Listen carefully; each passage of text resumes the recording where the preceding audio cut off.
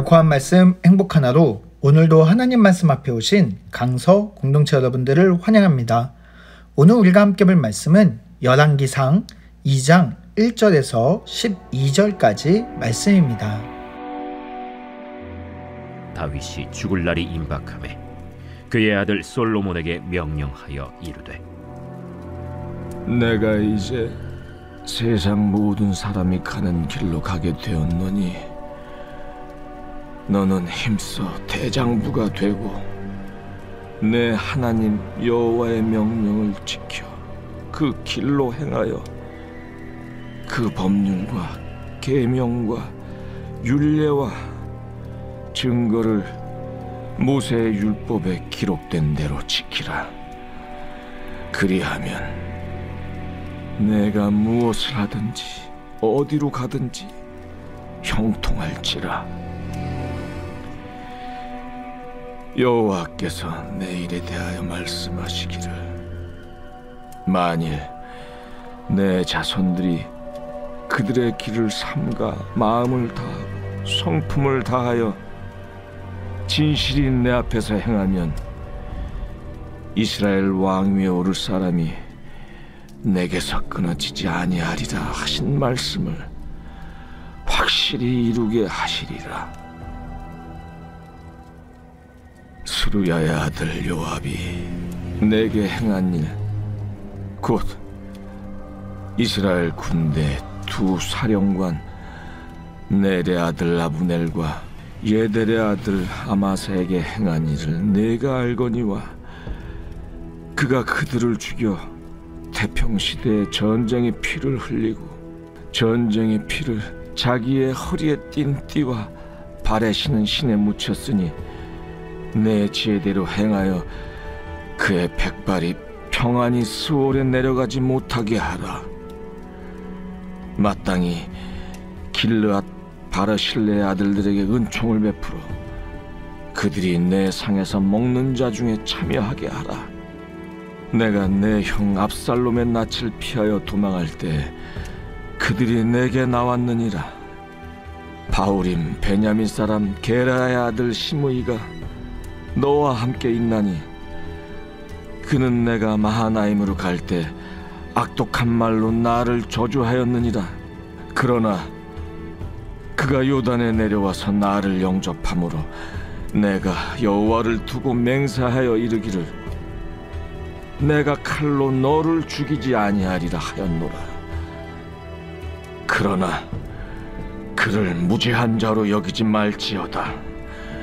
너는 지혜 있는 사람이므로 그에게 행할 일을 알지니 그의 백발이 피 가운데 스올에 내려가게 하라. 다윗이 그의 조상들과 함께 누워 다윗 성에 장사되니 다윗이 이스라엘 왕이 된 지 40년이라. 헤브론에서 7년 동안 다스렸고 예루살렘에서 33년 동안 다스렸더라. 솔로몬이 그의 아버지 다윗의 왕위에 앉으니 그의 나라가 심히 견고하니라. 여러분은 삶의 마지막 순간에 유언을 남긴다면 어떤 말을 남기겠습니까? 오늘 말씀은 다윗이 왕위를 물려받는 솔로몬에게 죽음 직전에 유언을 남기는 모습을 담고 있는 말씀입니다. 다윗은 지금 자신의 인생 전체를 통해서 평생에 깨달은 진리에 대해서 솔로몬에게 전해주고 있는 것이지요.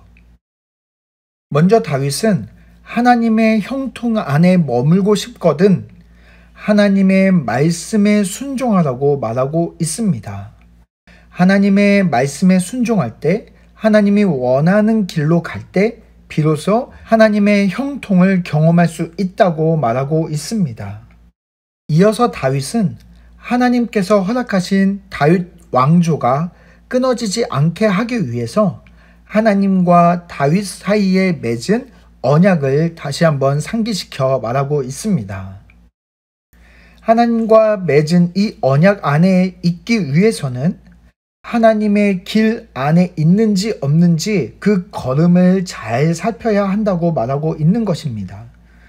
그 걸음, 그 길을 잘 삼가 살펴서 하나님 앞에 진실한 마음과 성품으로 살아간다면 왕조가 이어질 것이라는 하나의 조건을 말하고 있는 것이죠.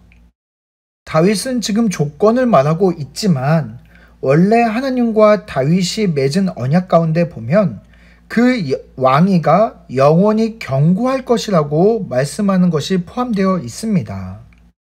이것은 다윗이 자신을 향한 다윗 왕조를 향한 말씀이 아니라 바로 메시아 예수 그리스도를 통해서 세워질 하나님 나라에서 영원한 왕이신 예수 그리스도를 통해 성취될 것을 다윗은 보고 있는 것이죠. 그래서 솔로몬은 언제나 겸손해야 했습니다. 자신의 왕위가 조건부임을 분명히 기억해야 했던 것이죠. 하나님의 길에 그 걸음을 온전히 잘 살펴보라고 다윗은 마지막 때에 이야기하고 있는 것입니다. 이것이 다윗이 자신의 평생에 배운 진리입니다. 바로 하나님의 길에 서 있으라 라는 것이죠. 하나님의 길에 서 있으라 라는 것은 다윗은 솔로몬에게 남긴 마지막 유언이라고 할 수 있습니다. 그렇다면 하나님의 길에 서기 위해서는 무엇을 해야 될까요? 그것은 바로 인생 모든 선택들이 중요합니다. 바로 하나님의 말씀을 기준으로 하는 선택을 해야 되는 것이죠. 그래서 3절과 4절을 통해서 하나님의 말씀 안에 잘 거하라고 말하고 있는 것입니다.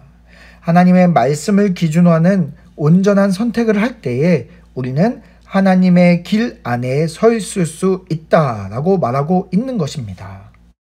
이후 다윗은 솔로몬에게 자신의 인생 전체에 큰 후회가 담겨있는 선택에 대해서 이야기하고 있습니다. 인생의 마지막 순간에 자신을 돌아보고 가장 중요한 이야기를 한 다음에 솔로몬에게는 나처럼 실수하지 않기를, 하나님의 길에서 벗어나지 말고 하나님의 길을 당당히 걸어가라고 말씀하고 있는 것입니다. 5절 말씀에 보면 먼저 무죄한 아브넬과 아마사를 죽인 요압을 반드시 처벌하라고 말하고 있습니다. 가장 충성된 부하였고 전쟁에 많은 공을 세웠고 그를 따르는 자들이 많았기 때문에 요압은 함부로 처벌할 수 없는 복잡한 관계 속에 있는 자였습니다. 그래서 다윗은 어떤 선택도 하지 못하고 요압을 살려두었던 것이죠. 그러나 자신처럼 잘못된 선택을 하지 말고 내 지혜대로 내 안에 있는 하나님의 그 말씀대로 반드시 요압을 심판하라고 말하고 있습니다. 하나님의 길 위에 서 있기 위해서 하나님의 말씀을 기준으로 해서 다른 것을 바라보지 않고 오직 하나님의 말씀에 맞는 선택을 하라고 말하는 것입니다. 또 하나의 후회되는 선택은 바로 시므이였습니다. 다윗을 저주하며 사울 왕의 시대가 회복되기를 꿈꿨던 사람입니다. 분열된 왕국을 쉽게 통일하기 위해서 다윗은 이 시므이를 품었습니다. 그러나 너는 그 무지한 자로 여기지 말라고 말하면서 하나님의 말씀과 기준에 맞춰서 그를 심판하라고 말하고 있는 것이죠. 솔로몬은 지혜 있는 사람이므로 그가 비록 사울의 친척으로 큰 권력의 자리를 가지고 있지만 하나님의 말씀대로 지혜롭게 심판하라고 말하고 있는 것입니다. 또 한 사람은 바르실레의 아들들입니다. 그는 압살롬의 시대에 다윗을 끝까지 지켜준 사람들입니다.